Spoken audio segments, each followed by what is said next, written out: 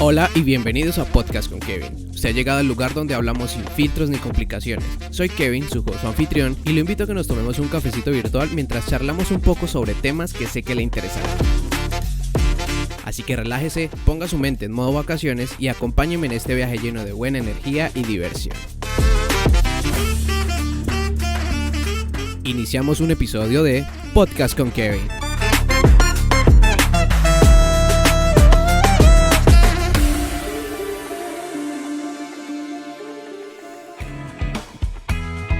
Buenos días, buenas tardes, buenas noches, buenas, estoy hablando como Suso el Pastri. Buenas noches o a la hora que estén viendo este querido, gracioso y entretenido episodio. Este es el episodio número 11 de Podcast con Kevin. Ya llevamos varios episodios. Bueno, ¿quién lo diría? Siempre digo lo mismo. ¿Quién lo diría que lleguemos hasta acá? Vamos a ver hasta dónde llegamos. El día de hoy tenemos una súper invitada que si han estado escuchando el podcast, que yo sé que ella sí lo ha estado escuchando porque ella sabe que la he nombrado varias veces, y hoy está por aquí acompañándonos. Es una gran amiga. No digo que la conocí hace mucho tiempo porque la conocí en la universidad, pero eso ya han pasado como 6 años más o menos, pero parece que nos conociéramos desde toda la vida, desde las vidas pasadas y las vidas que van a venir. Y no, porque son muchas cosas que compartimos y nos pasan casi de manera muy similar. A veces me pasan a mí primero y luego a ella, o a veces le pasan a ella y luego me pasan a mí. Ella o también, a los dos al tiempo. O a los dos al tiempo. Ella es también egresada de la licenciatura en Educación Artística y Cultural de la Universidad de Pamplona. También es normalista. Y bueno, bienvenida a Dilene Melissa Melo Rincón, casi San Juan. Tenía que decir el Melissa. Solo Dilene y Melo. Bueno, Dilene Melo Cañera, preséntese. Buenos días, buenas tardes, buenas noches a todos los que nos escuchan. Ocañera, súper ocañera, aunque no tengo el acento muy marcado. Ahora tengo la mezcla más grande del mundo entre ocañera, cucuteña y costeña. Pero costeña de agua dulce. Ay, Dios mío. Por ahora estar viviendo ya en Aguachica, porque hace 2 meses ya fui nombrada como maestra del magisterio. Ya, y eso es un tema del que vamos a hablar ahorita. Esperen un poquito por aquí más a Dilene para que la escuche. Ahora sí. Bueno, continúe. Nombrada ocañera, hace 13 años vivía acá en Cúcuta y en menos de un mes como que Dilene recoja sus cositas y váyase a un nuevo municipio sola, por primera vez sola. Como dice mi hermano, siempre estuvo acompañada de una tía, de un primo, un tío. O del hermano. O del hermano como tal. Y ahorita sí, sin hermano, sin papá, sin mamá, sin pareja, pero con la satisfacción de que tengo 35 hijos hermosos. Y también acompañado a un grupo de trabajo espectacular, porque somos 24 docentes que estamos siempre ahí, uno al lado del otro, apoyando y mirando como que a usted le hace falta algo, venga, yo le ayudo, venga. Y estamos ahí todos pendientes de todo, desde lo bueno, lo malo y desde las enfermedades que también. Bueno, pero no todo es así como tan color de rosa, y eso llegar a ese punto como de tranquilidad en un equipo de trabajo y en otro lugar no es tan fácil, ¿no? Eso no fue que usted se despertó, ya tenía el título y al otro día ya era nombrada. ¿Cómo fue como ese proceso para llegar hasta esa fase como de, ¿cómo se llama? De prueba. De periodo de prueba. De periodo de prueba. Es, para nadie es un secreto que es difícil. Como tal, pasar el concurso, tengo pues la mayoría de mis conocidos y de los amigos de mis papás, todos son maestros, vengo de un montón de maestros detrás mío y delante. Y que siempre decían, pasar el concurso, el que pase el concurso por primera vez es un pro, hizo algo, pagó, no sé qué, lo otro, pero yo digo desde mi experiencia, porque lo hablo desde lo que he vivido y lo que estoy viviendo, que el que se traza una meta y dice, yo quiero que me nombren y yo voy a hacerlo y voy a sacrificar muchas cosas como el estar lejos de mis papás y de mi pareja, lo logra. Y pues para mi satisfacción personal presenté el concurso, lo pasé, un concurso que tiene 4 a 5 filtros y que cada filtro es como pare y espere determinado tiempo si sigue si o sigue, no si no. sigue. Pero el filtro más duro que yo digo que es en el que muchos creen que, pues es una prueba. No es una prueba como tal, porque pues todos hemos presentado el IFES, hemos presentado las ECAES, en muchas ocasiones hacemos simulacros y realmente lo tomamos como un hobby, como que si me va bien, bueno, si me va mal, pues no pasa nada. Pero ya un concurso docente de la CNSS es algo como más elevado, en el que te obligan a que si no tenés experiencia es súper complicado darle respuesta a ciertos casos. Y si tenés experiencia pero no estudiaste, entonces la parte legal como que, uy, aquí qué, cómo respondo, este decreto qué, de qué habla, este artículo qué. Claro, porque se supone que si van a quedar nombrados de por vida prácticamente es porque están como aptos para estar a ese puesto y conocen toda la normatividad técnica para resolver. Y que a su vez también no solo es conocerla, sino actualizarse, porque hay cositas muy mínimas, que salió un decreto, ejemplo, el 1860, y ese decreto en algún momento le hacen una corrección o un parágrafo que cambia un artículo de ese decreto, y vuelve y estúdielo, y vuelve y revise en qué casos se aplica, en qué casos no se aplica, en qué casos tiene excepciones. Entonces son muchas cosas de la parte legal que hay que estudiar, que es mucha, desde la ley 115, que es la Biblia de nosotros, sí, hasta las últimas actualizaciones que se le hacen a cada una de las cosas que se van presentando, y pues ahora más con el tema de inclusión, de excepcionalidad y de discapacidad, que cada día hay algo nuevo, siempre. O sea que un docente que ya queda nombrado no tiene que quedarse solo como con esa satisfacción y el beneficio de que quedó nombrado, sino que también tiene que estar actualizándose. No, realmente no, y más porque a veces los que pasamos el concurso, y me incluyo ahí porque de pronto en algún momento voy a caer en esa parte, es que lo hacemos para mejorarnos económicamente. Pero no solo para podernos mejorar económicamente, no es listo, pasé el concurso, me nombraron en periodo de prueba, pasé el periodo de prueba, listo, ahora pues me nombran en propiedad, en carrera. No, porque vas a quedarte siempre en un escalafón, en un escaloncito. Para poder subir ese escalón y para poder arreglar la parte monetaria, estudie. Y aparte de que estudie, vuelve y presente su prueba de ascenso y reubicación, porque tampoco es que, tengo la maestría, voy y la presento y ya me subieron. No, tengo la maestría, estudié 2 años mi maestría y espérese el tiempo de donde programen el concurso de ascenso y reubicación, prepárese para ese concurso, preséntelo, páselo para poder subir escalafón, si no, igual tiene los mismos filtros, la prueba psicotécnica, todo. La psicológica, todo. Ajá, vuelven y se presentan los mismos filtros, solo con la excepción de que ya no vamos a audiencia, porque lo único que vamos a hacer es a subir de escalafón o en algunos casos a reubicarnos si queremos cambiarnos ya sea de municipio o de departamento, que la parte de departamento es más compleja. O sea que para uno reubicarse, o sea, si yo por lo menos estoy nombrado y estoy en X municipio y me quiero pasar para otro, ¿tengo que hacer una prueba? No es que yo haga la solicitud ya. No. En algunos casos se puede hacer, pero sí, ejemplo, yo estoy en Aguachica y vos estás acá en Cúcuta, pero vos querés irte a vivir a Aguachica. Entonces se hace una permuta. La permuta es que Kevin se va para Aguachica a ocupar mi puesto y yo me vengo para Cúcuta a ocupar el puesto de Kevin. Es la única, pero se cumple con muchas excepciones, demasiadas diría yo. Y más porque ahora esas permutas se hacen más que todo es con el antiguo decreto y con el nuevo. Es decir, uno del 2277 lo hace con uno del 1278. No puede ser del mismo decreto. A veces lo hacen en el mismo decreto, pero tiene más trabas. De ese tema como que no me he empapado mucho porque pues estoy recién nombrada y a pesar de que he estudiado mucho esa parte, soy de las que pienso que si Dios me dio la oportunidad de estar en tal parte, debo ser agradecida a donde llegué. Sí, claro, y responder con las responsabilidades. Y si me llega a salir la oportunidad de hacerme un traslado, pues lo hago porque tal vez en la vida se me presentó que todo va a estar bien, pero no forzándolo como que no, voy a durar los 3 años obligatorios acá y luego sí me voy.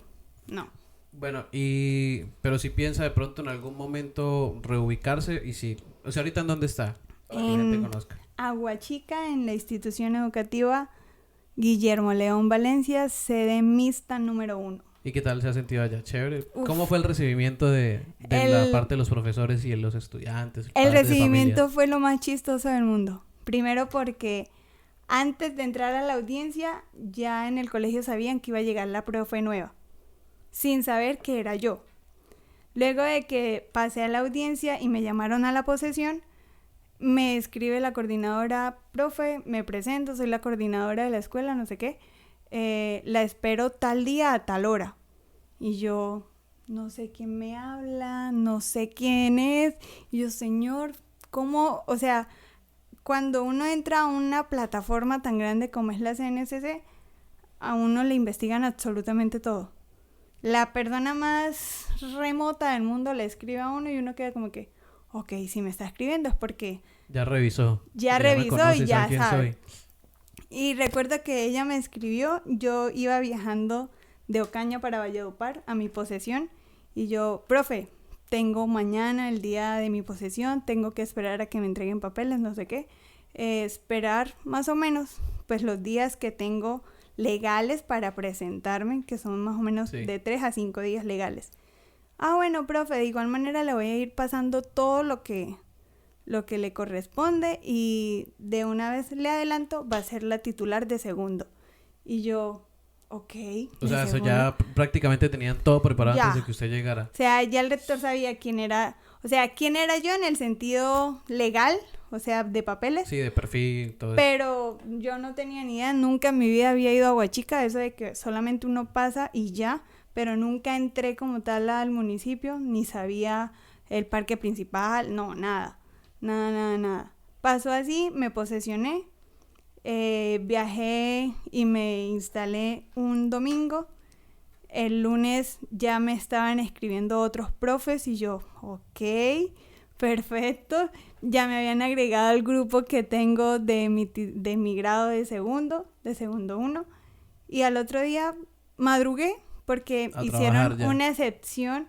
Porque cuando uno lo nombran, primero uno se presenta con el rector y luego si uno coge como tal el trabajo. Conmigo hicieron una excepción porque los niños tenían ya meses atrás que no tenían una docente y pasaban de maestro en maestro. Y me dijeron, no, profe, los niños no pueden seguir esperando, entonces vamos a hacer una excepción.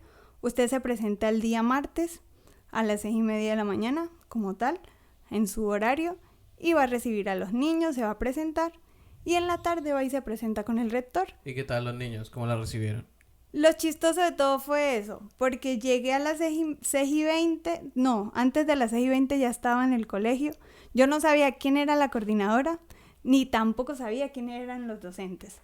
Y Mucho recuerdo, menos los niños, imagínense. y recuerdo que llegué a la puerta porque mis papás me habían dicho por dónde tenía que entrar, porque yo ni siquiera sabía.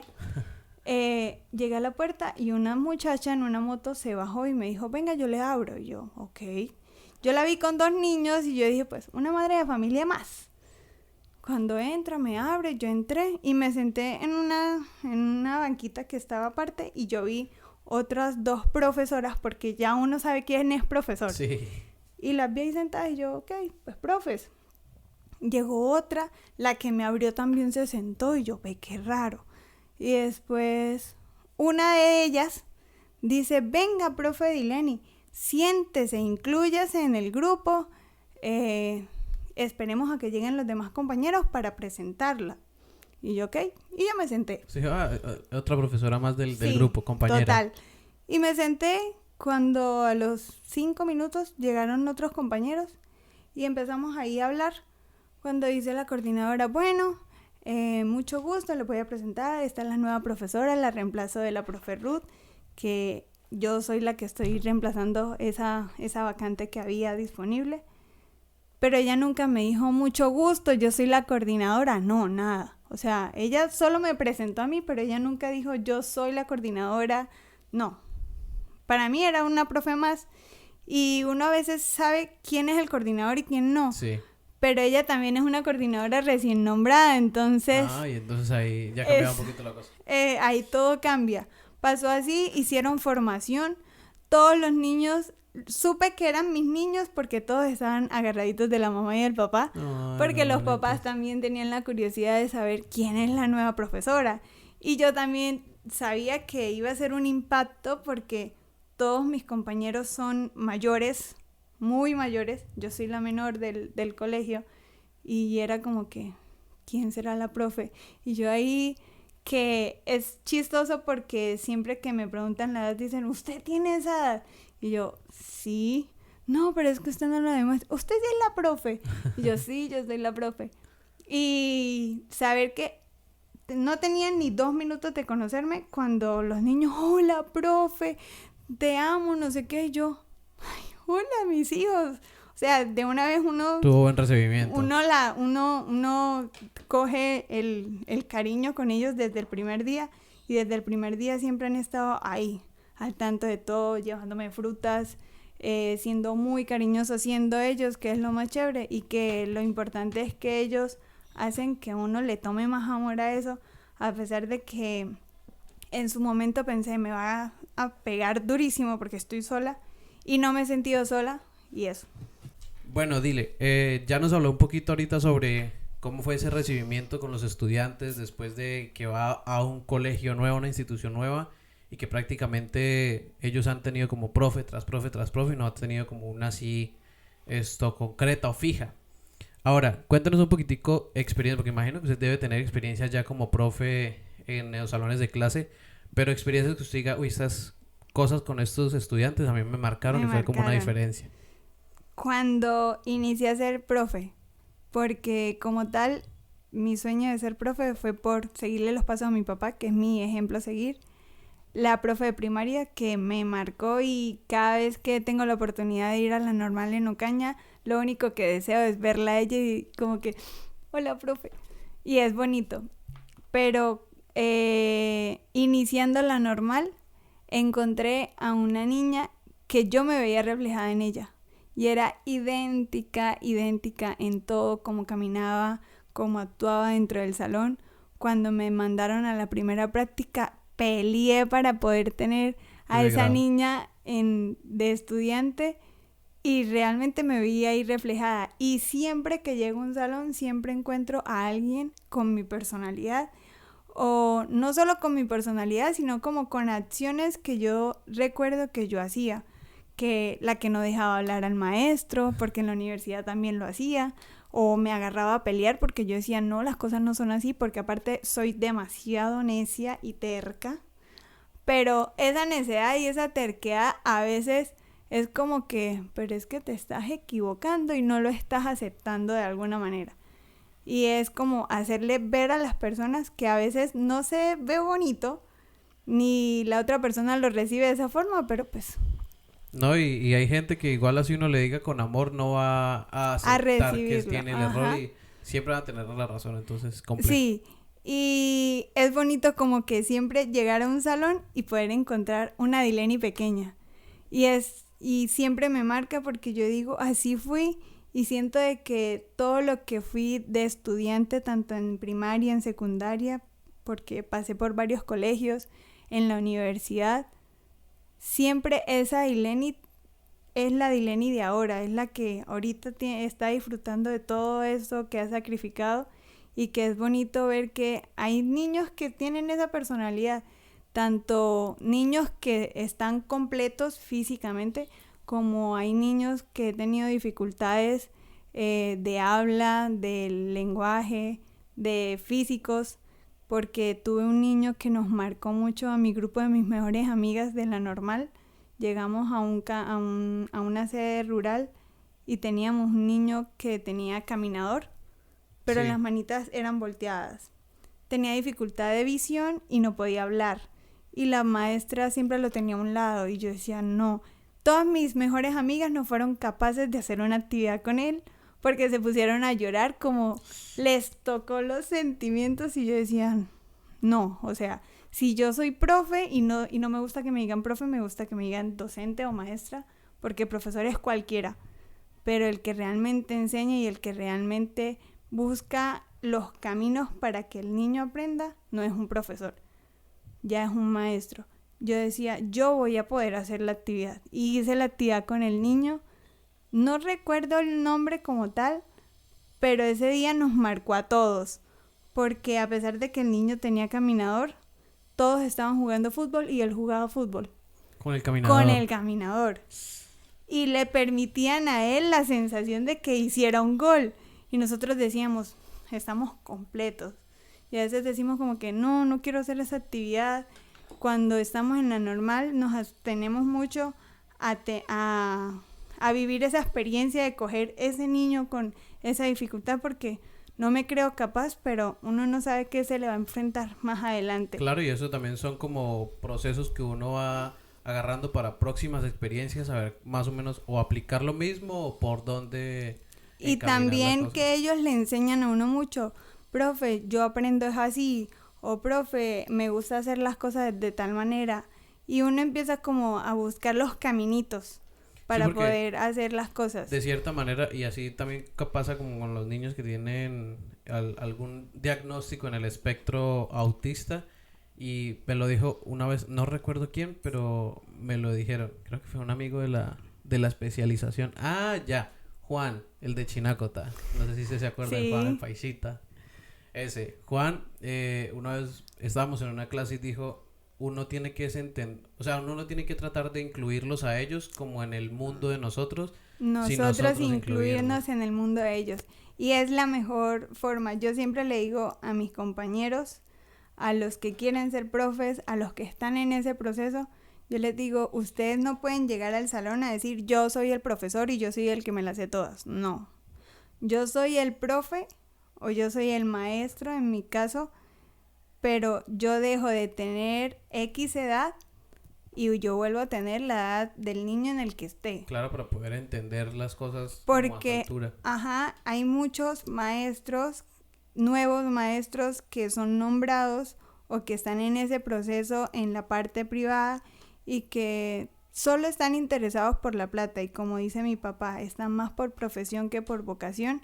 Entonces lo que hacen es dar la clase y ya.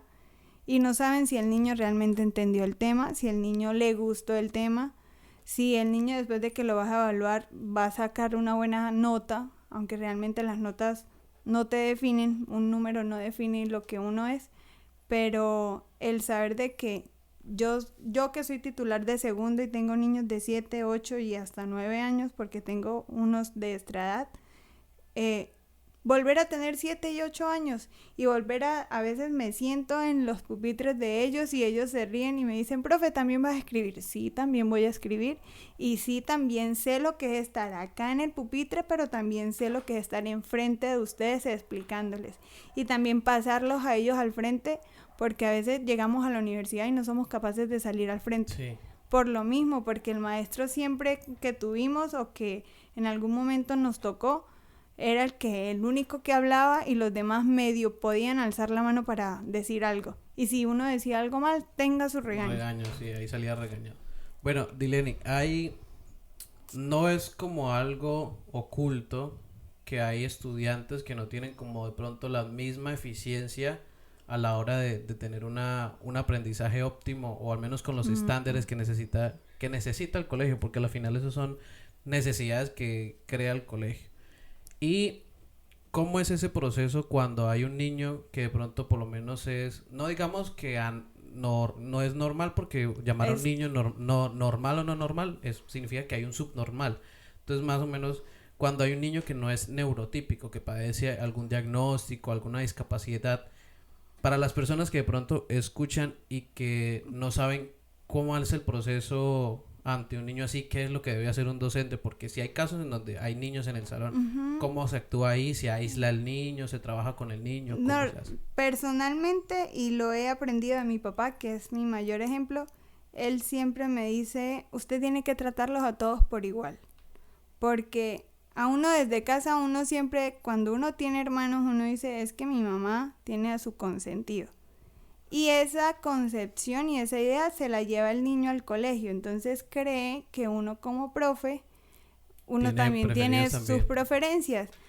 En algunos casos sí se tienen preferencias, yo no me saco de ahí porque he tenido mis preferencias, porque hay niños que se ganan más el amor de uno, como hay otros que le sacan a uno el genio y yo llego a la casa y yo me desahogo con el primero o los 5 primeros, porque ni siquiera es uno, con los 5 primeros que se me atraviesen en el chat o me llamen o algo, con esos 5 me desahogo.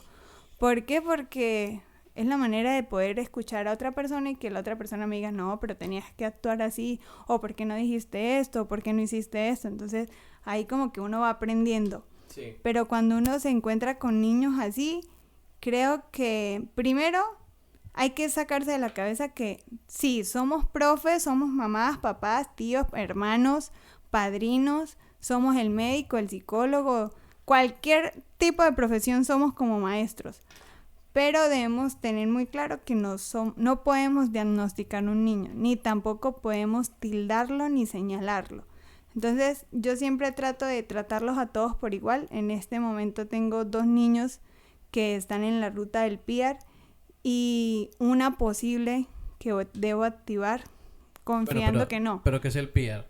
Ahí nombramos el PIAR, pues yo lo conozco por el proceso que uno tiene en la universidad. Pero ¿qué es el PIAR? Es una ruta que se activa solamente cuando el niño ya está diagnosticado. ¿Y cómo se diagnostica un niño?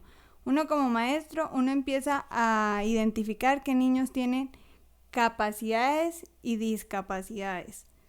Entendiendo la discapacidad no porque le falte un miembro físico, No discapacidad física, sino intelectual. Ajá, entonces uno empieza como que, uy, el niño me cierra mucho los ojitos, entonces voy a ponerlo adelante. Uy, el niño sigue con esa molestia o no me está escribiendo bien. Le digo al papá, me dirijo también con la orientadora de educación especial, que en algunos colegios se cuenta con ella, en otros no. Afortunadamente en el colegio en el que estoy tengo una orientadora espectacular. Entonces uno los remite a ellos hacen su debido proceso y empiezan como a activar la ruta. La ruta es que ellos pasen a un médico general, que el médico general los pase al especialista, al psicólogo, al neuropediatra y así empieza todo el proceso. Ya obteniendo ya esa información, la orientadora nos dice active la ruta. Activar la ruta es empezar a hacer ya un proceso con un montón de formatos que se deben tener en cuenta en ese PIAR, que empieza como desde lo social, lo académico, lo psicológico, cómo actúa él en la casa, cómo actúa él conmigo, en el colegio. Hay muchos niños que en el colegio sí hacen, pero en la casa no. O al revés. O en la casa hacen y en el colegio no. Entonces yo siempre a todos los trato por igual. En este momento tengo 2 niños con TDAH. Uno TDAH con violencia, es muy violento, es muy brusco en todo. Es de esta edad también y lo trato tal cual. Y la única parte pedagógica como que le he incluido es: terminaste de primero, listo, me vas a ayudar a que todos hagan silencio. O ve y me ayudas a tal compañerito que va atrasado. O mira, necesito que vayas y me riegues las matas. O estamos en un proceso de reciclaje en el colegio. Viste que hay mugrecito en el piso, vas y me lo recoges y vas y lo botas. Entonces uno empieza a darle tareitas que para él lo hacen importante porque terminé de primero y voy a hacer esto. O a veces le digo, ayúdame a borrar el tablero. Todo niño quiere borrar el tablero. Sí. De la edad que sea, pero así no uno sé, y hasta en la universidad. está en la universidad. Uno Uno quiere borrar el tablero, sentir eso como que voy a borrar el tablero. Entonces, siempre tareitas que uno dice es que son muy como simples. Sí, y que uno después se pone a pensar, ¿de verdad lo puse a hacer eso?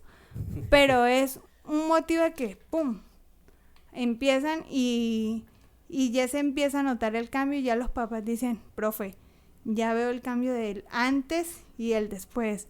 Y empiezan a llegarle a uno ya las noticas de la terapeuta ocupacional, profe, gracias, el niño está avanzando en esta parte. Y uno como que empieza a llenar ese vasito de satisfacción, lo estoy haciendo bien. Bueno, ¿y cómo es de pronto cuando hay un estudiante que sí presenta una discapacidad física, por lo menos visual? El año pasado tuve un estudiante así no recuerdo el nombre. Y con él, a él siempre lo enfocaban y le pasaban las notas realmente. Lo siento si en algún momento llega a escuchar, los profes de ese colegio llegan a escuchar esto, pero yo siempre he criticado, y no es una crítica negativa, sino positiva. Si yo quiero que ese estudiante avance, ¿por qué tengo que regalarle la nota? ¿Por qué no me esfuerzo yo como maestro? Y si yo veo que él no ve, busco las herramientas para que él toque, escuche, sienta. Con él tuve la experiencia de que el año pasado fui bailarina en ese colegio. Monté todos los bailes que en mi vida se me habían ocurrido. Y con ellos monté un baile para el 16, 17 de julio, ya va a ser un año, que todos bailaban, todos los niños de séptimo y de octavo, creo. Y a él lo puse a bailar. Increíblemente bailó mejor que los compañeros, y más porque el solo hecho de que yo solo le tomaba las manitas, estábamos bailando una Macarena, que cada vez que escucho esa canción, ¿Lo recuerda? Vuelvo al colegio. Y muchas canciones que bailé en ese colegio es como de volver allá. Y yo le agarraba las manitas y yo le decía, bueno, aquí bajamos, aquí alzamos la mano derecha, aquí alzamos la mano izquierda, aquí damos la vuelta. Empezar con él agarrada de la mano, luego darle solo una mano, y luego de que él solamente escuchara y lo hiciera, y todos los compañeros lo vieran, era lo mejor, y fue la satisfacción más grande que tuve, porque yo dije, he tenido niños con discapacidad visual, sí, pero nunca se me había ocurrido, porque siempre me daba pánico escénico bailar, y en el colegio se me ocurrió hacerlo. Y la maestra me dio la oportunidad, todos los profesores me dieron la oportunidad, y yo, bueno, ok, hagámoslo. ¿Cómo cuántos añitos tenía más o menos? Era de séptimo, este año ya está en octavo. Toca el piano, es un gran músico y sé que va a ser un gran músico. Y yo decía, si toca el piano, debe bailar, de alguna manera debe bailar. Y bailó.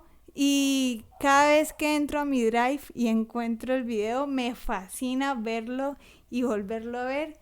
Y a veces yo digo, cuando sustenté mi proyecto de grado, todos presentaban como toda la experiencia y yo solo me basé en mi proyecto de grado. Nunca se me ocurrió mostrar ese video.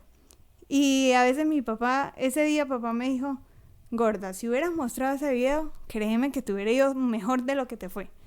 ¿Por qué? Porque tuviste una experiencia única. Claro, y pues de cierta manera eso es un pues mal llamado producto, pero pues así se llama académicamente, ¿no? Es un producto que usted logró hacer y mostrar, que usted construyó, y ese niño no llegó bailando ya de una vez la Macarena. Ajá. Y todo ese proceso, ese paso a paso es y que de pronto en su momento no lo incluí porque como mi proyecto era más en las artes plásticas, entonces yo dije, pues no tiene relevancia.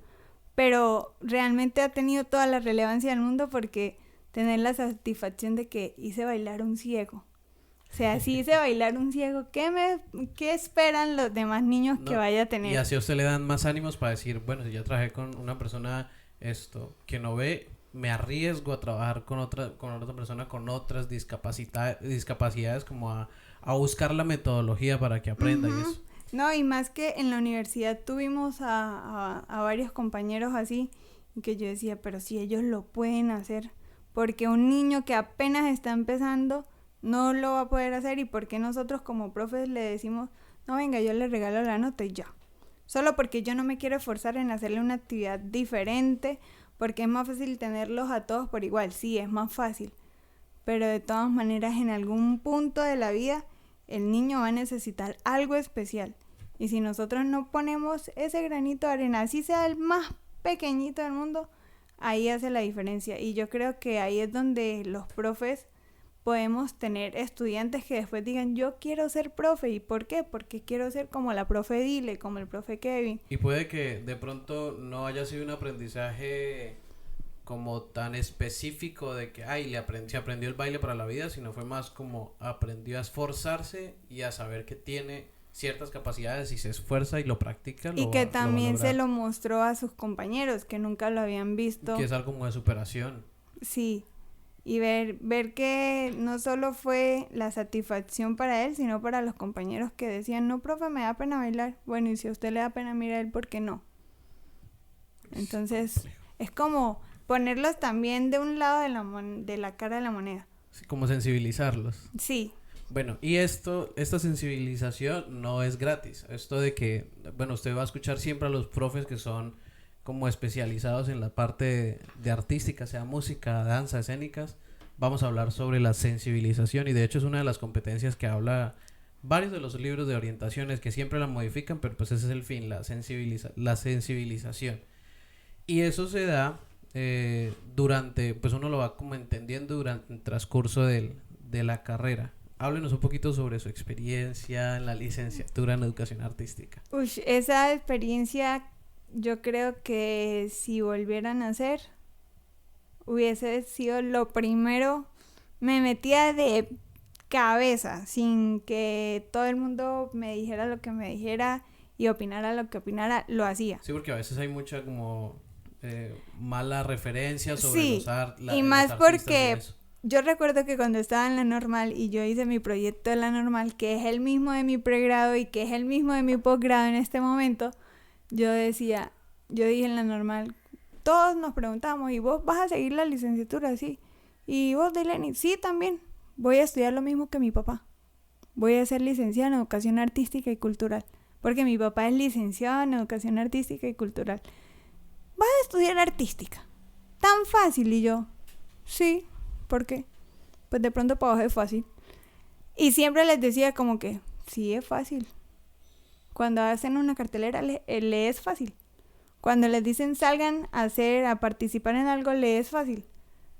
Entonces ahí como que les metía la pullita como que, no es No es tan fácil. sí. No es fácil. Y cuando llegué a la carrera me encontré con algo espectacular que todos los que veían mis estados me decían, pero de verdad estás en semana de parciales. Y es algo súper chistoso y que en el episodio anterior Juan también lo decía, porque es que uno en la licenciatura, uno no se siente que uno está en la universidad.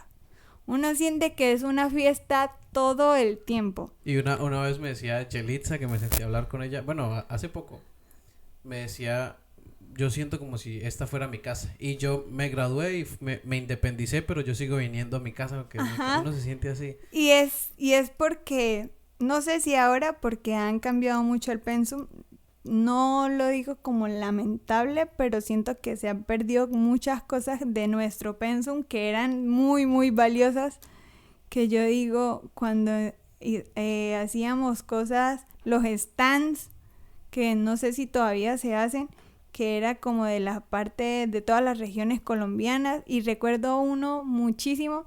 Yo no estaba en ese semestre, pero afortunadamente yo fui salpicón y yo estudié con todos los de la carrera, desde los de primer semestre, que fue con vos, hasta los que ya se iban a graduar. Sí. Y yo compartía con cada uno de ellos, y yo recuerdo que Isabela, una compañera de Ábrego, hizo un stand gigantesco porque pegó 2 mesas. Los papás viajaron desde Ábrego acá a Cúcuta y le hicieron un stand y habían sandías, había piña, había banano, había papaya, o sea, todas las frutas del mundo estaban. Y siempre era una fiesta y uno no sentía que uno estaba en un parcial, sino que Era como una feria, sí. sí, voy a ir a comer de tal parte. Uy, ya comí aquí, no, me voy para este otro stand. ¿Cómo? Las fotos del recuerdo siempre están ahí.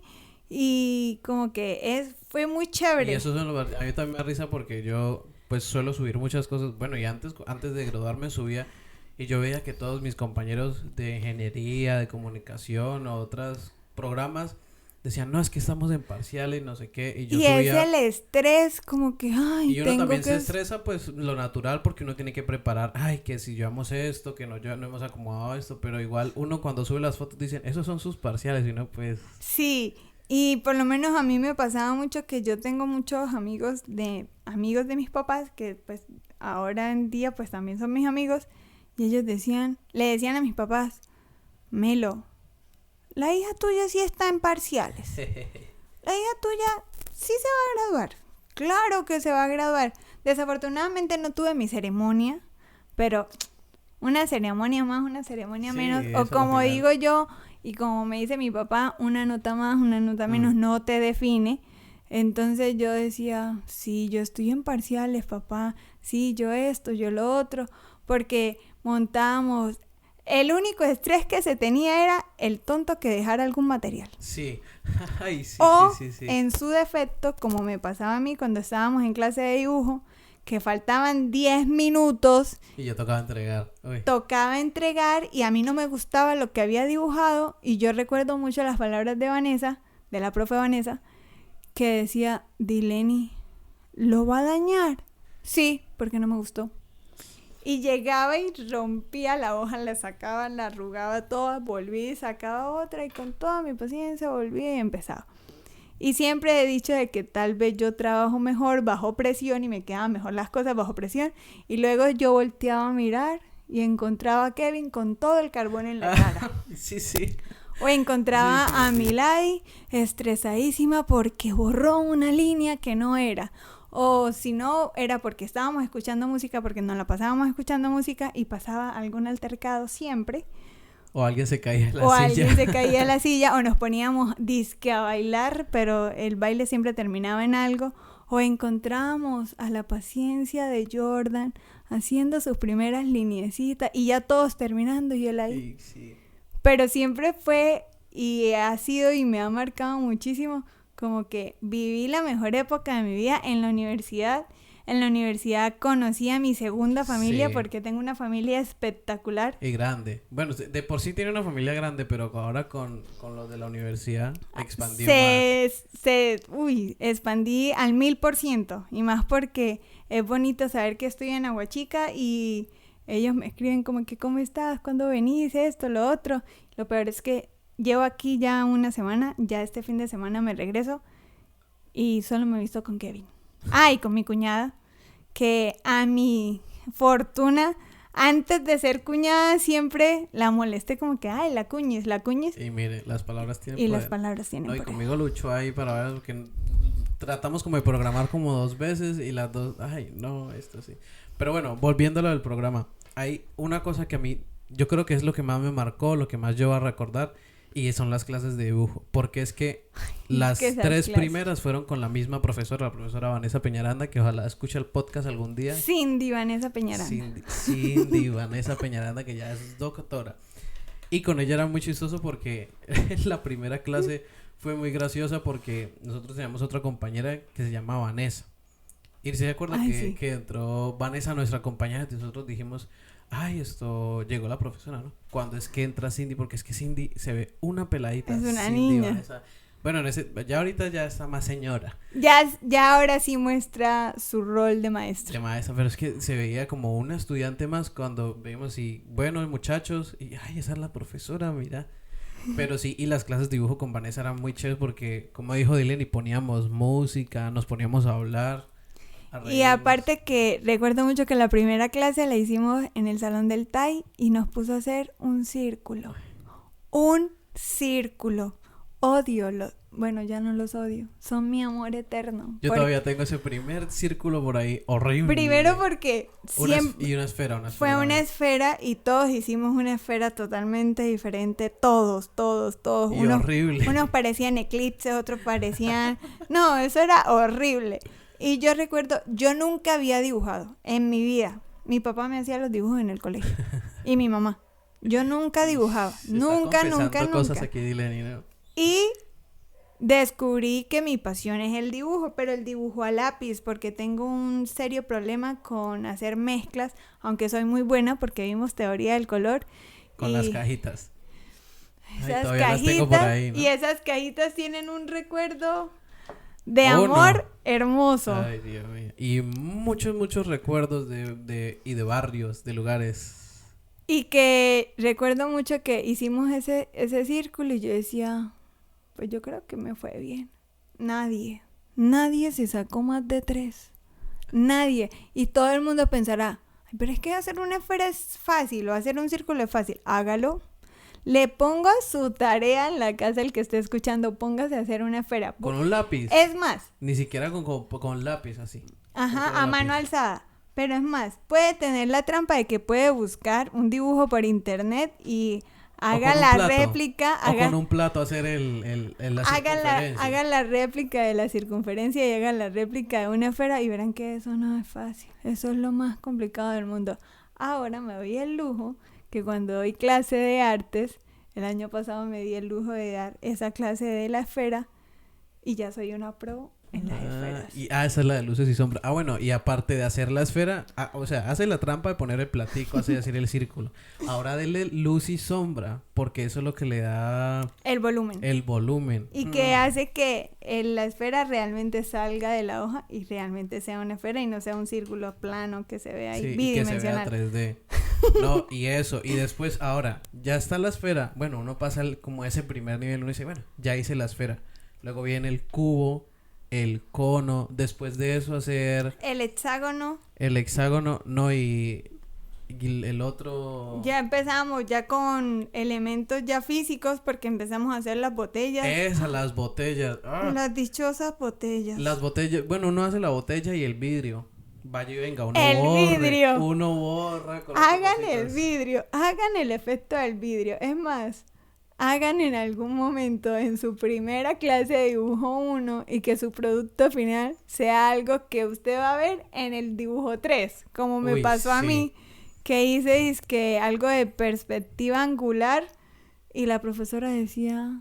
Pues sí, hágalo. ¿Eso no era el que tenía el cuadrito como de ajedrez? Yo tenía un cuadro de ajedrez, aparte de que era un tablero de ajedrez, tenía unas cartas de póker y tenía unas fichas de ajedrez, dos botellas, una botella de vino completa, o sea, como uno la ve normal, y otra estaba con un papel de seda, que yo recuerdo que me mandaste muchísimas cosas como que Dileni, vea, mire, y yo...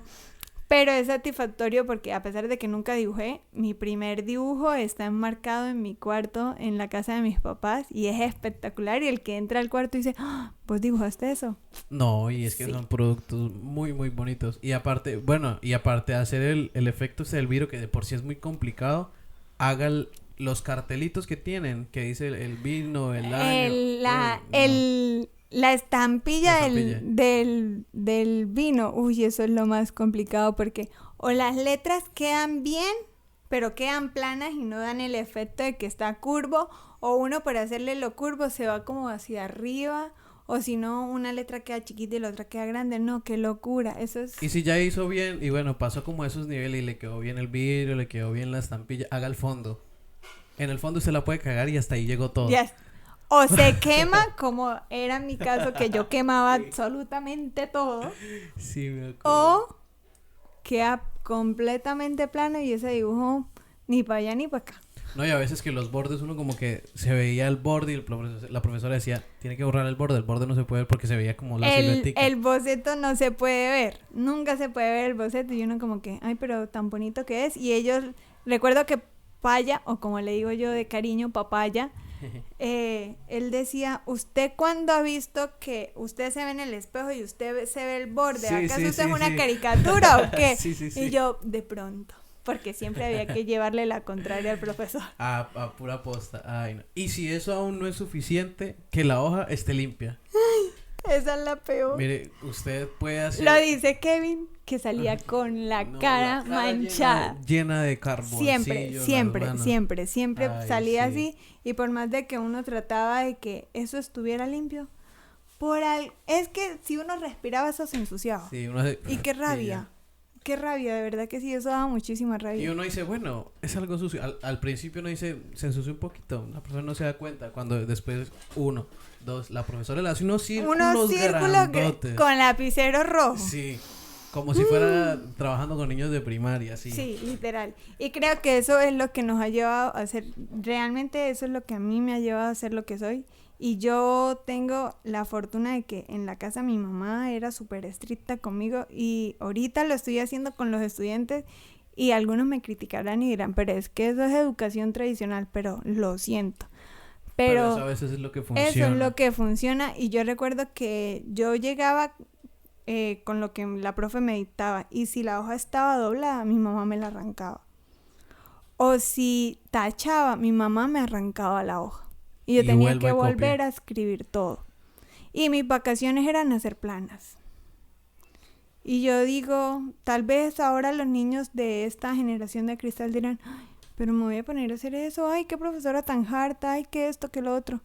Pero ahí es donde a uno lo forjan, a uno realmente exigirse. Y yo he tenido muchos profesores que me han exigido muchísimo, y aparte de que tengo un papá que es profesor, un tío que es profesor, y pues el resto de mi familia están como, unos están en la parte educativa y otros no, pero todos somos súper exigentes, y yo soy obsesiva con que todo o se hace bien o se hace mal, como dice mi mamá. Y esas frases que mis papás me inculcaron a mí, yo las sigo diciendo, y yo, bien si lo toman por el lado que es, y bien también si no. Y hay gente que se enrabona porque pues ya uno... bueno, y ni siquiera siendo profesor, uno trabajando en grupo les exige y dicen, no, pero, o sea, se arrechan por eso, pero es que si uno no exige, las cosas no van a salir bien. Y eso también va para uno mismo. Si uno mismo no se exige para mejorar, nunca lo va a hacer. Yo me acuerdo un profe de inglés, yo siempre hacía la G, pero como la bolita y el palito.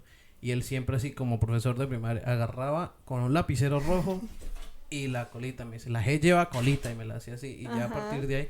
Y eso a uno lo lleva como a... Porque es que uno a la final va a ser profesor, y cómo va a ser un profesor mediocre que por lo menos escribe Q y ya, para escribir qué o cosas así. Entonces sí es... Sí, son cosas que son muy mínimas, y como yo siempre nombro a mi papá, porque papá siempre dice, si yo soy de tal manera es porque así he educado a mis hijos y así educo a mis estudiantes. Ahorita a veces él siempre decía, estaba en contra de los piercings, de los tatuajes, de las personas con cabellos de colores, y yo hice todo lo contrario. Porque, esta niña vivía cada semestre pintándose el pelo de un color diferente. No, aparte porque ellos nunca me vieron en físico, nunca me vieron con todos los colores que tuve en el cabello, porque fue en pandemia que me lo pinté, pero... siempre me vieron con el montón de piercings. En pandemia no. Sí. Nosotros vimos teoría del color antes de pandemia. No tenía el cabello pintado. ¿Cómo que no? Obvio no. ¿Tenía el pelo aquí pintado como de morado? No, nunca. La que lo tuvo fue Karen Correa. Voy a buscar la foto. Es más, pueden buscarla. Bueno, en mi perfil no tanto. Los que me tienen sí pueden encontrar ahí. A partir del 2020 tengo el cabello de colores. Antes no. Y yo recuerdo que papá decía esto, lo otro. Y antes de yo empezar mi universidad, él me dijo, en la universidad te van a ofrecer droga, de pronto se te va a ocurrir ponerte piercings, hacerte tatuajes. Nosotros la hemos educado muy bien. Y sí, agradezco a mis papás que me han educado supremamente bien, pero sé que... Sí, en su momento recibí mis regaños, y a este punto y con la edad que tengo todavía recibo mis regaños, porque siempre llego con algo nuevo, pero lo hice ya siendo mayor de edad y siendo consciente de que exacto, lo que estoy haciendo es para toda la vida. Bueno, un piercing puede que se cierre. Y lo del pelo también. El cabello crece, se corta y ya, pero un tatuaje no lo cambio. Y borrarlo cuesta más que hacerlo.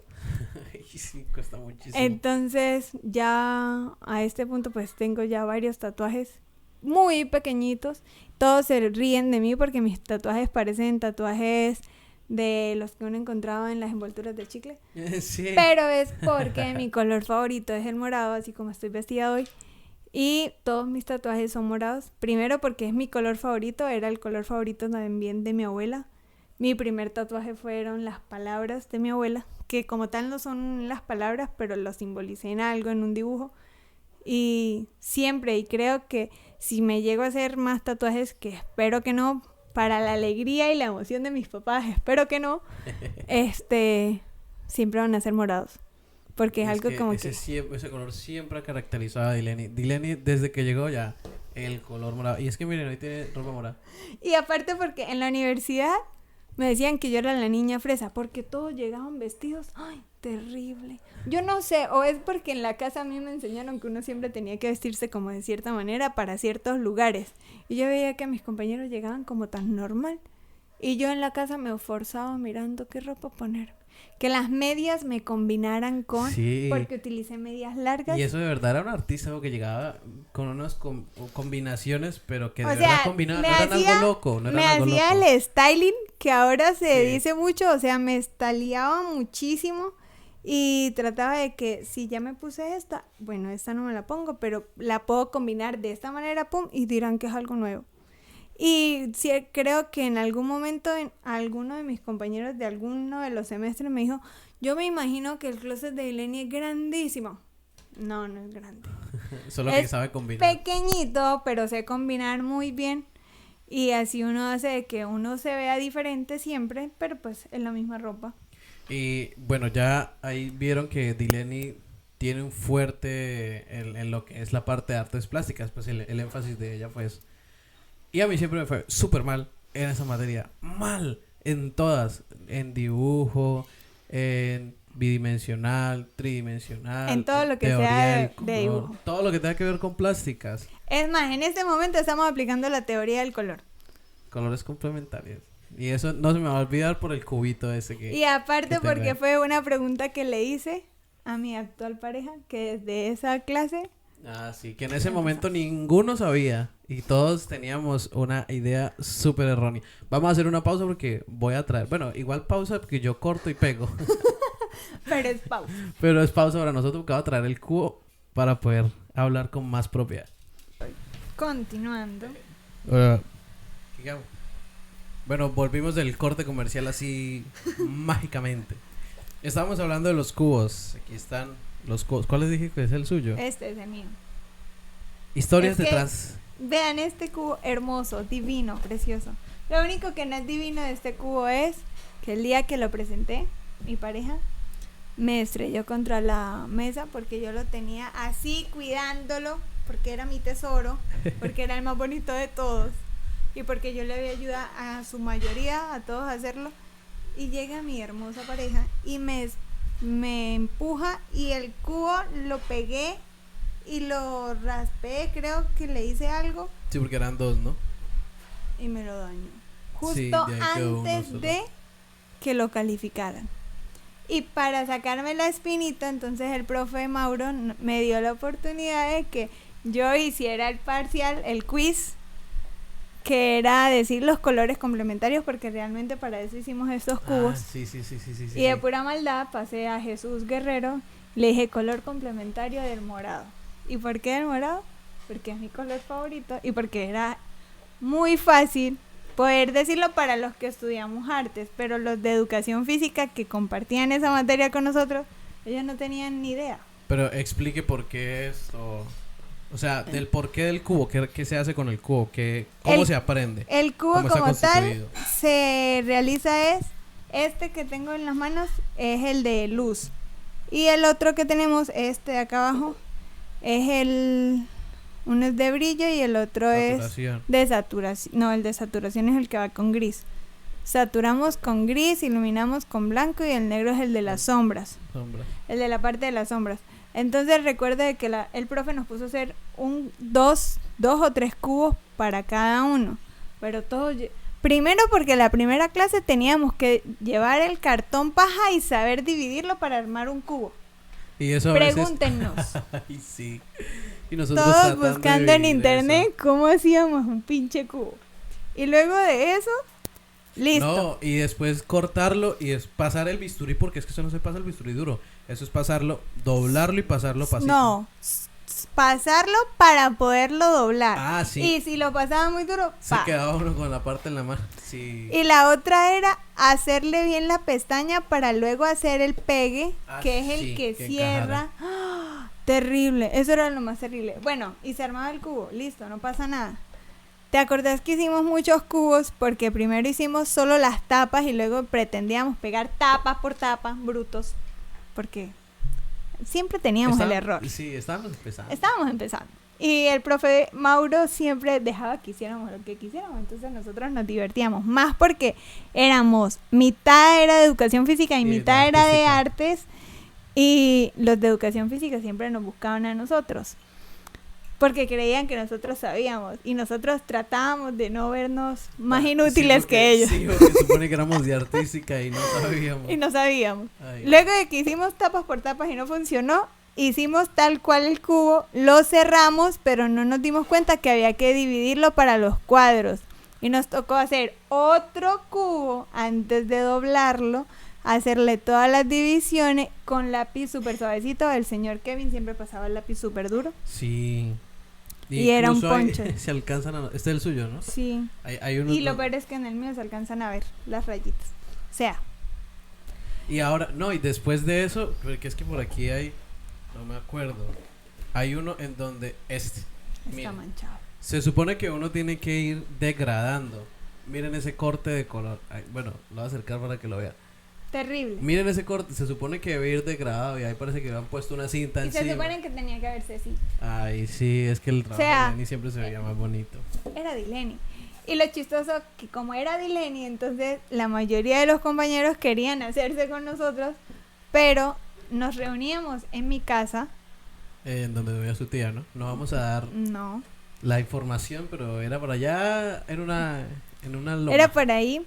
Y siempre, normalmente nos reuníamos como 3 o 4. Pero a partir de esta clase,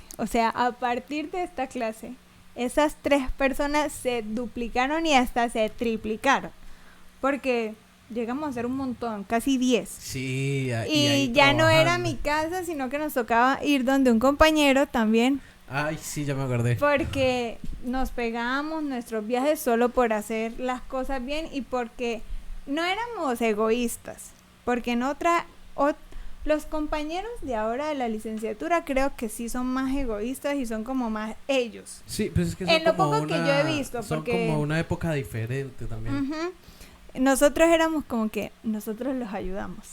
No pasa nada. Y A ese nosotros día- nos servía porque nosotros practicábamos, a ellos les daba igual porque pues ellos una nota más, una nota menos. Pero a nosotros nos servía porque a nosotros nos seguían evaluando en otras áreas y bueno, chévere. Artística, sí. No, y de ese día fue el de la cauchera. Ese día Pero- conocimos muchos barrios que en mi vida Un tour. he conocido. Pero Vimos, son anécdotas que no se pueden fuimos contar. Fuimos como el ayudante del Ay, bucetero. bueno, eso sí se puede decir. realmente. Que Cogimos un bus que ni idea, o sea, nosotros solo nos vio como, y ustedes no se piensan bajar. vimos cómo se llenó el bus y cómo parecíamos sardinas y después vimos Y es, cómo es que todos sí, como que iba lleno, ¿no? Y después quedamos solos, vimos cómo la fuimos gente los se volvió primeros a en montar. montarnos y también los últimos y aparte de bajarnos de último, nos bajamos en un lugar que no teníamos ni idea en dónde estábamos. Ya después de caminar, estamos aquí, ya llegamos. Ay, sí. No, Pero- con Dilene hay muchas anécdotas, Demasiadas, pero hay muchas tanto clasificadas. buenas ¿Cómo, como malas, porque también nos pasaron chascos malos. ¿Cómo cuál? Sí, nos pasaron algunos malos. No me acuerdo. Es que mi memoria no guarda momentos malos. Yo mentiras. Yo recuerdo absolutamente todo. Y algunas personas lo ven como algo chévere, otras personas lo ven como un defecto. Por lo menos mi novio me dice, ay, pero es que vos te acordás hasta el segundo del que era. Sí, yo me acuerdo de todo. Pero es que toca, a veces es necesario acordarse. Es un don, no hay que verlo como algo negativo, sino es un don. Sí.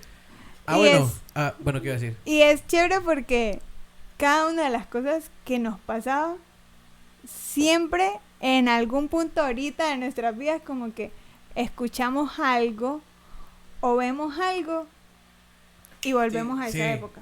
Sí. O sea, es como, no queremos salir de ese año. y yo creo que por eso somos como almas gemelas entre él y yo, porque no necesitamos ni siquiera decir hola. Ya sabemos como que No. ya sé. O sea, yo escuché algo y yo, cosita, no sé qué. A mí también me pasó y yo, ¿cómo te pasó? Sí, y Sí. sin planearlo. Sí, O sin a veces pensarlo. le pido, hace semanas nos pasó, ¿te acordás que te dije, me llamas a tal hora para despertarme porque tenía que ir al sí, colegio? Sí. No era para salirse. Ah, para salirme del colegio, sí, porque estaba en una reunión que realmente no fue una reunión. No y le yo, ahorita, fue hace rato. realmente sí fue en el de ahorita. Ah, yo quería tapar, pero bueno. No tengo que tapar lo que yo hago. Le dije, ¿me llamas? Y el inteligente fue y se metió a bañarse. Y bañándose escuchó Sí, yo la escuché, canción que nos... Muchas canciones nos unen.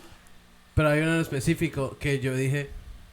Tengo "Ay, que llamar a Dylan". Pero fue como el destino que, bueno, es tan esta canción para que se acuerde. Y preciso, sonó la canción y faltaba como un minuto para llamarle. Y yo, ay, todo está Voy a conectado al llamarla. universo.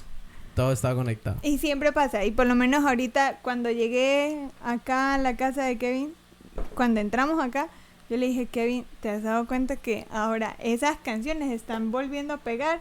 Y es como que, ¡pum!, me vuelven a llevar. Ajá, un año espectacular, porque ese año quisiera revivirlo y creo que los que somos de esa generación, todos queremos volver al 2019. Todos.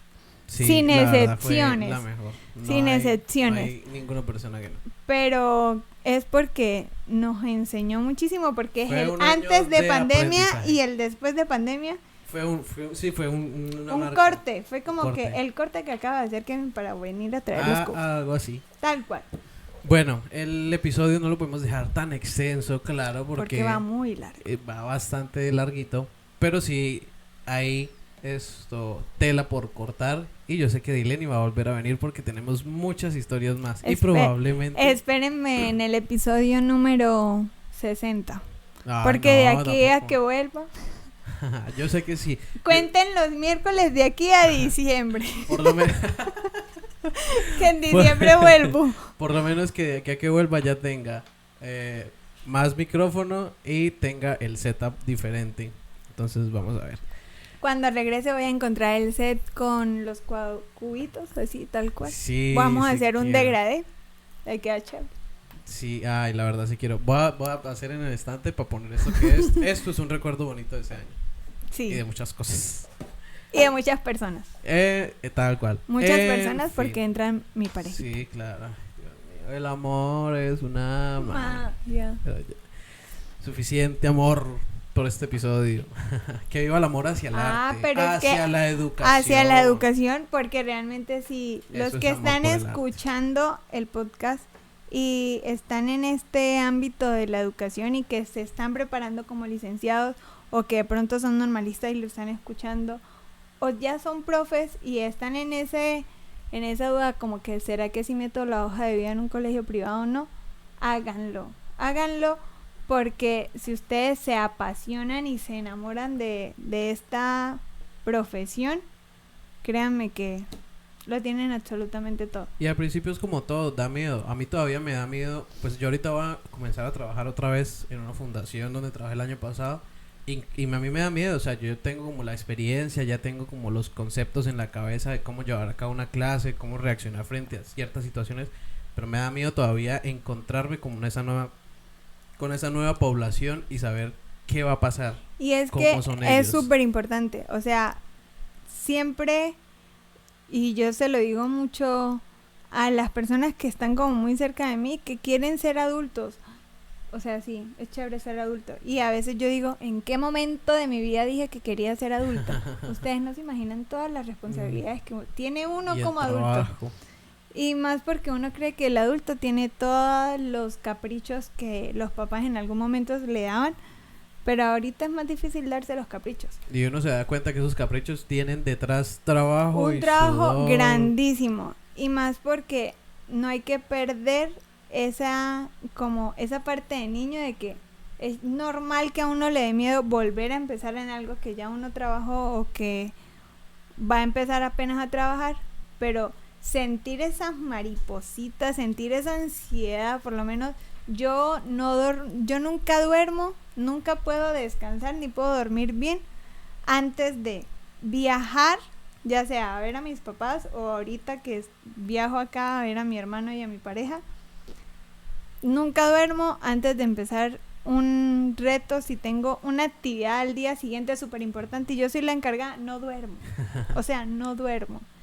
O cuando voy a empezar algo nuevo, ya sea desde para estudiar, cuando tengo una presentación del proyecto, en lo que estoy estudiando, siempre empiezo con esa ansiedad y me angustio y esto y lo otro. Y es normal y hay que sentirlo y hay que vivirlo y no hay que cohibirse de eso, porque son las sensaciones que a uno le dicen como que lo estás haciendo bien. Claro, y eso es lo que a uno lo hace humano, toda esa mezcla de sentimientos, emociones de miedo, pero a la vez querer y ansiedad y todo eso. Y eso es lo que nos caracteriza como seres humanos. ¿Qué tal no ser inerte ahí? Bueno, voy a ir a trabajar y cumplir ya. O sea, no sentir nada es muy maluco. Y eso lo despierta. Yo siempre me voy a equivocar en alguna palabra en el podcast. Así sea al final, pero me equivoco. No. O sea, hoy soy consciente de que él no prepara nada. Se dio cuenta en el cómo podcast en el que hizo de Disney, que mágicamente no se acuerda del nombre de las películas, pero uno está hablando con él y todo se acuerda. Hoy ni siquiera tenía las preguntas. Y hace un par de días atrás nos vimos, me interrogó de la manera más grande y me dijo, ya tengo todas las preguntas. Llegué hoy, no hay nada. 4 palabritas, nada No más. hay nada. Pero miren que de ahí sale... De esas 4 palabritas llevamos ya 1 hora. 1 hora y yo creo que un poquitico más. Pero bueno, ya, mira, hace como 10 minutos íbamos a cerrar el episodio, eso me pasa y mire, nunca lo cierro, pero ya. Vamos a dejar hasta aquí. Gracias, Dileni, por participar. Dileni me ha dicho, yo quiero estar en el podcast. Y bueno, aquí está. Yo también tenía pendiente invitarla, pero pues por cuestiones de la vida a veces se vuelve un poquito complejo, pero bueno. Y porque estoy en otra ciudad, entonces es más complicado. Y nombrada, y profe nombrada, que eso ya es... Ya, esta es la profe nombrada de la que él habla. Esa es la profe nombrada y a la que le mando saludos a veces al principio o al final. Y la ¿Por que, qué? Y la que siempre dice... Tiempo al tiempo. Tiempo al tiempo. Ya. Creo que Dileni Melo va a salir. Ese va a ser el nombre de nuestro episodio. Tiempo al tiempo. Que solo lo hablamos ahorita al final, pero va a ser ese va a ser tema para un episodio más adelante en otra temporada. Pero bueno, gracias Dileni, gracias a ustedes por estar viendo el podcast, por venir una vez más. De pronto si usted es nuevo y llegó hasta el final, pues yo soy Kevin, soy licenciado en Educación Artística. Soy Dileni, también licenciada en Educación Artística. Y con especialización en procesos, ¿no? En arte de los procesos del aprendizaje. Y una tesa enseñando y sobre todo artes plásticas. Y en música pues yo era que le ayudaba. Esa parte no la hablamos, pero va a quedar para después porque ella también me pedía ayuda para música. Me defiendo. Sí. Y a veces yo como que también le daba pollita, pero bueno, todo es parte de... Siempre ha sido un tome. Sí, es cuestión de aprender a dar y también aprender a recibir. Aprender a corregir, pero también aprender a recibir ayuda y ser corregido, que eso es lo más importante. Gracias por haber llegado hasta acá otra vez. Espero que esto lo hayan disfrutado, que hayan aprendido algo, que algo se les haya quedado en la cabeza por allá, así sea en el inconsciente, que hayan al menos se hayan al menos reído, al menos digan qué podcast tan aburrido, pero aquí está otra vez. O que se hayan identificado con alguno de los dos. O con los dos, o con alguna de las anécdotas que nos contamos acá. Yo sé que de pronto si esto lo escuchan profes van a decir en alguna parte del podcast, uy sí, eso que están diciendo es verdad. De pronto hay algunas cosas que no, eso es mentira, pero realmente muchas de las cosas que pasan acá las hablamos desde la experiencia. No es que busquemos ahí en ChatGPT experiencias con niños, no, eso lo hablamos desde cosas que de verdad nos pasan. Y bueno, sin más, nos vemos en el siguiente episodio, el episodio número 12. Yo tengo un problemita con los números, el episodio pasado era el 10, no el 9, pero bueno, ustedes disculpan, estoy empezando. Ustedes leen ahí en la partecita de abajo, entonces ahí les aparece. Sí. Y bueno, gracias por haber venido otra vez. Gracias Dileni, despídase ahí para que la vean despidiéndose. Y recuerden que estuvieron escuchando Podcast con Kevin.